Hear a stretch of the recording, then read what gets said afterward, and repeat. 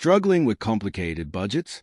The 20 or 30 or 50 rule is your escape hatch, pioneered by Elizabeth Warren. This method slices your after-tax income into 3 simple buckets. 50% for needs, rent, groceries, utilities, 30% for wants, dining out, Netflix, hobbies, and 20% for savings, debt ***, emergency fund, retirement, credit cards. No spreadsheets, no guilt, just clear boundaries. If rent devours 45% of your paycheck, you've got 5% left for true essentials. Drowning in debt? That non-negotiable 20% forces progress. And yes, your daily latte stays guilt-free if it fits in the 30% fun zone.